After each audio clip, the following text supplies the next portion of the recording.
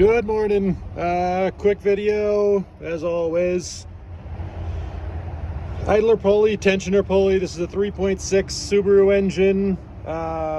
This one's in a tribeca, but these pulleys are known to go bad, and if you're replacing one of them, you'll hear like a squeaking noise, or if you look at it, you can see that it starts to wobble.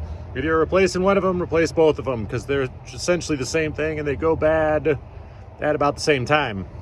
So I just replaced this one. Here is the tensioner pulley. I don't even know if you'll see that with a black one, so it made it even harder to see.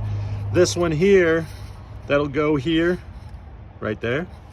That's this one, which is the idler pulley, which is this one here. Got them both off Amazon, 15 bucks, Dayco and Four Seasons. I don't know, who cares? So we're putting both of those on. They're 14 millimeter bolts that come out.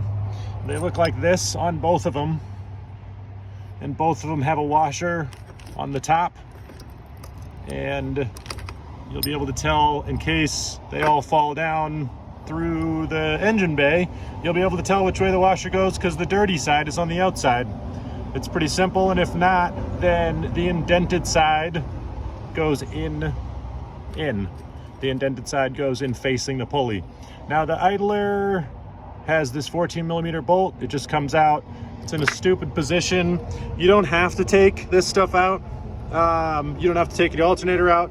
Probably better if you did, because I always forget about this, and then when I get into it, I get sad and stubborn. So I get my hands in here anyway and refuse to take out the alternator. There is a small nut that goes right behind. Yeah, this is, you can't see anything. The idler pulley right there, there's a small nut that sits in like a little housing back there. So when you pull this bolt out, the nut falls to a small shelf right there. You use a magnet to get it out, like this, and it slides right out. And then I just hold the nut back in there with my finger as I put this bolt in and screw it in. It's more complicated than it needs to be. If you want to do it the right way, just pull off the alternator,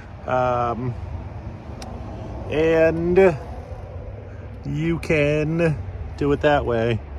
I can't even remember. I think if you pull off the alternator, you have to pull off either the power steering or the AC. It doesn't matter. You'll figure it out. It's just a couple of bolts. But you can do it just leaving everything in here. It's just a pain. And if you're stubborn like me, you'll figure it out.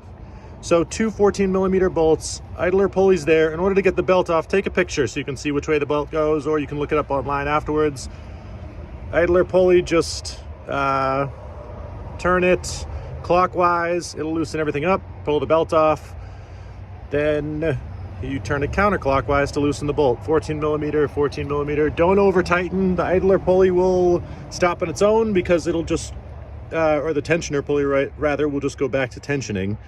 The idler pulley, I can't remember, 7 foot-pounds, 13, 7. Don't overdo it, because you can, I've seen these snap off before. The little things that have threads in there. And then that's a whole thing, because then you're replacing, yeah, that's part of, I think that's part of the AC unit. Or, yeah, I think it's part of the AC unit, if I remember. Or it's part of the alternator. Either way, it doesn't matter. It's a pain. If you snap it off, you have to replace the entire unit of one of these. So don't put too much pressure on anything, on yourself. Have a great day. You can do it.